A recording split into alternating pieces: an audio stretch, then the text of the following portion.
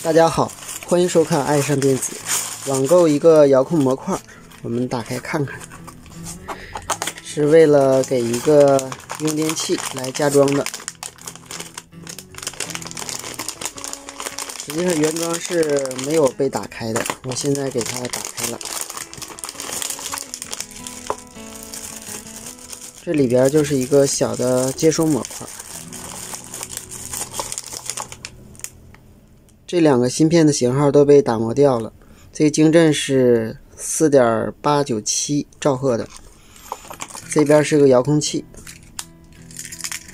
是能够挂在裤子上的，有4个按键，实际上也有8个按键的。我给它焊了4个 LED 灯珠，一个线流电阻，一个供电，一个接地。我们看它还是很稳定的。首先摁9下，它是清除，也就是清除原程序，这就清除了。清除以后摁1下，它是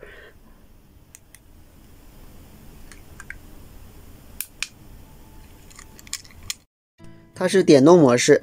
当我们按下遥控器任何一个按键，摁下的时候，这个引脚会输出高电平；当我们撒开的时候，引脚就会输出低电平。那么我们如果把它再按9下，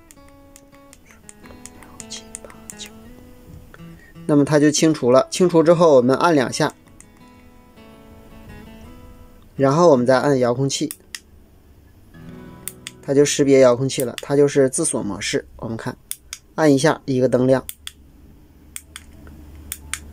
然后再按1下就灯就灭。我们同样的给它按9下，1、2、3、4、5、6、7、8、9，清除了。清除之后按3下，它有互锁模式，1、2、3。我们按遥控器任意键，该指示灯熄灭，其他指示灯点亮。它一共有7种功能，它还有2个灯相互锁，然后2个灯是自锁。总之功能还是很强大的。而且我测试了一段时间，发现它还是很稳定的。那么我们把遥控器打开，看看内部的电路。后边只有一个螺丝，我们给它拧下来，然后两边是卡扣的，给它打开。里边有一个12伏23安的电池，就这么一个电池。这边是有芯片和按键的，一共是4个按键。芯片的型号是 2050P， 应该是一个遥控发射芯片。这边还有一根天线，一共是3节，看着还是挺好的。这是一个无线遥控器，这个是指示灯，应该是这个3极管来驱动的。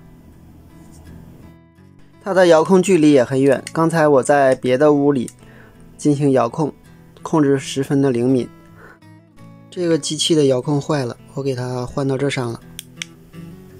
开关，目前看还是很灵敏的。这个是换向，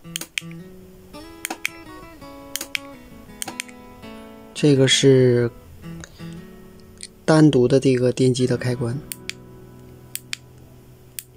这个是吸污电机的开关，没有接灯泡，现在看不出来。好，今天咱们就到这里，谢谢大家，再见。